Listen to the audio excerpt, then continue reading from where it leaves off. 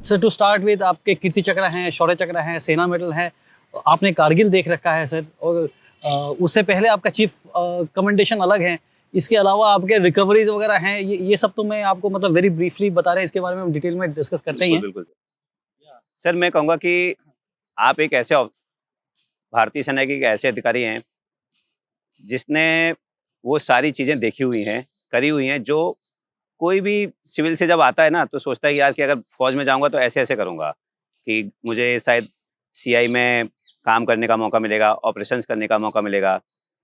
कितने कुछ ही लोग हैं जिन्होंने कारगिल की लड़ाई में पार्टिसिपेट किया होगा। कारगिल के समय हम लोग तो फौज में भी नहीं थे, तो आपने कारगिल भी किया, आपने एक जवान से अधिकारी का सफ़र भी तय किया, आपने कीर्ति चक्र भी लिया, शौर्य चक्र भी लिया, सेना मेडल भी लिया, अलग अलग जगह पे, जम्मू कश्मीर में भी, मणिपुर में भी, यूएन में भी आपने बहुत अच्छा काम किया।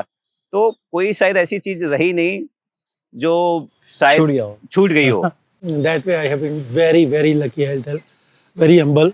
लेकिन जो जितनी भी फैंटेसीज होती हैं ना आर्मी में जाके आने की करने की, वो सारी पूरी हो गई हैं। एंड यस, रैंक से आना और मतलब है कि ठीक ठाक बेदाग बाहर निकलना और ये सारा कुछ भी साथ में अचीवमेंट्स भी होना, again I will say lucky, चाहे वो मेरे साथ टिकल में रखते हैं या नहीं। नहीं sir, there is, and specially जब मैंने आपका देखा है पूरा आपने क्या क्या किया, it's not just luck sir. So शुरू करते हैं सर, शुरू से शुरू करते हैं।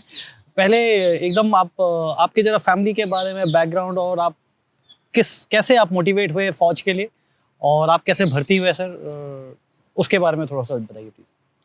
माफ़ करना, I am from very very humble background, और you know before partition we were in Plandri, place called Plandri in Pakistan, और it is now in PoK. तो वहाँ से मेरे ग्रैंड पेरेंट्स भी आए थे, एंड उसके बाद initially for some time we were in Poonch, then in Nagrota, and after that we were allotted some land by Maharaja Hari Singh कि यहाँ पे जितने भी मेरे पीओके से आए हैं वो अपने घर बार बना लें। तो वहाँ पर जाके एक छोटी सी जगह पे सेटल हुए। तो बाकी गांव वाला माहौल था, जम्मू से ज़्यादा दूर भी नहीं था, जम्मू आरएसपुरा रोड है, लेकिन जम्मू से सियालकोट 35 किलोमीटर होंगे, तो वी आर समवेयर मिडवे। तो वहाँ पर हमारा गाँव है। तो छोटे से ही थी, 4th 5th 6th में पढ़ते थे, तो क्या होता था कि गाँव के अगल बगल में पूरा ओपन ग्राउंड होता था, और रात को ना फौज आके अपने कैंप लगा देती थी, टेंट तंबू, और सुबह जब उठते थे तो नज़ारा ही बदला हुआ होता था। तो पूरा दिन उनकी रूटीन देखना, और स्कूल भी बंक कर जाता था मैं चुपचाप के, ऐसा वेंटे पॉइंट ढूंढना है जहाँ से मैं उनको देख सकता हूँ, मेरे को ना गाँव वाले देख सकते हैं ना फौजी देख सकते हैं। तो थम सलूट और रेडियो सेट पे, तो आस्ता आस्ता बस वो डेवलप होता गया कि मेरे को आर्मी में ही जाना है। फिर मेरे घर से 1.5-2 किलोमीटर दूर एक दूसरा स्कूल था, 5th के बाद 6th में वहाँ पर एडमिशन ली। तो वहाँ पर एक आर्मर्ड रेजिमेंट थी उस टाइम पे, उनका एक लड़का जो है मेरा क्लास फेलो था, तो उसने मेरे को गाइड किया कि 10th पास होना चाहिए, 18 साल एज होनी चाहिए, और फिजिकली आप फिट हो, वो ये हाइट और वेट, तो आप आर्मी ज्वाइन कर सकते हो। तो बस उसके बाद 10th करने के बाद हम भर्ती दफ्तर के चक्कर काटना शुरू हो गए, एंड पैशन की वो ग्रीन यूनिफॉर्म, और पेरेंट्स का प्रेशर कि नहीं तू आगे पढ़, तो उस चक्कर में घर भी झगड़ा करके मैं निकल गया, भाग के दिल्ली आ गया। 1.5-2 महीने दिल्ली में रहा, फिर उन्होंने ढूंढ ढांड के वापस निकाला और आके बोला जो करना है कर। तो उसके बाद पहली बार ही गया मैं जब। नहीं, आप फौज में जब भर्ती आप हो गए थे तो ज्वाइन करने से पहले आप दिल्ली भाग गए थे? हाँ, वो क्या हुआ कि मैंने 11th में एडमिशन तो ले ली, लेकिन मैं 2-3 बार मेरे को पुलिस वालों ने स्पॉट कर लिया यहीं पे भर्ती दफ्तर के अगल बगल में, और डैड वाज इन पुलिस, तो उन्होंने आके उसको बोला कि आप बोलते हो कॉलेज जाता है, वो पूरा दिन उधर रहता है, पूरा दिन भर्ती दफ्तर के पास में, के आसपास मिलता है। तो मेरी डांट भी पड़ी, पिटाई भी हुई, तो पिटाई हुई तो हम भाग गए। तब तक आप भर्ती हो चुके थे सर? नहीं, हो चुका था ना। अच्छा, आप कोशिश कर रहे थे सर? हाँ, कोशिश करता था, कोशिश से पहले ही पिटाई हो गई। और उसके बाद जब वापस लेके गए तो मेरे फादर ने बोला okay, the way you wish, तुम नहीं पढ़ना है तो जाओ। तो फिर मैं गया तो बस हो गया। तो that is how it started. भर्ती हो गए, और गार्ड्स रेजिमेंट का उन्होंने बॉन्ड ऑर्डर वगैरह वो पकड़ा दिया, घर आके बताया कि मेरा तो हो गया, उससे पहले घर पे नहीं बताया हुआ था। तो उस टाइम पे फादर मदर ने कुछ नहीं बोला, बोला ठीक है। सर, इसी में एक क्वेश्चन पूछना चाहूँगा, जैसे आपने बताया भर्ती के बारे में, तो हमारे बड़े सारे व्यूअर्स हैं जो पूछते रहते हैं, और आपने भी देखा होगा, हमने भी देखा है कि बहुत सारे लोग हैं, बहुत सारे नए बच्चे हैं जो भर्ती होना चाहते हैं और वो तैयारी करते रहते हैं। आप अगर हाईवे पे जाएंगे तो सड़कों पे लोग बाग दौड़ते हुए दिखेंगे सुबह सुबह, गांव के पास में लोग बाग तैयारी कर रहे हैं, बच्चे तैयारी कर रहे हैं। बट कई बच्चों से मैं मिला तो उनसे डिस्कस करो तो वो बोलते हैं साहब पैसे लेके भर्ती हो जाएंगे। मैं उनको बताता हूँ कि ऐसा कुछ भी नहीं है। भारतीय सेना शायद एक ऐसी जगह पर है जहाँ पैसे से भर्ती नहीं होंगे, आप अपनी मेहनत से ही होंगे।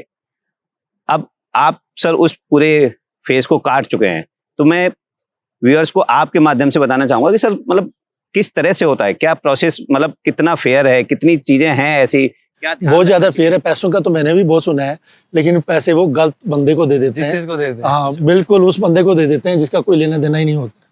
एंड मैं इसके ऊपर एक और स्टोरी सुनाना शुरू करूंगा, वो पता नहीं, you can delete it. Sir आप बिल्कुल बताइए। वो हुआ क्या कि जम्मू में एक बंदा हमारा पकड़ा गया, उसका नाम रखा हुआ था उन्होंने कच्चे वाला।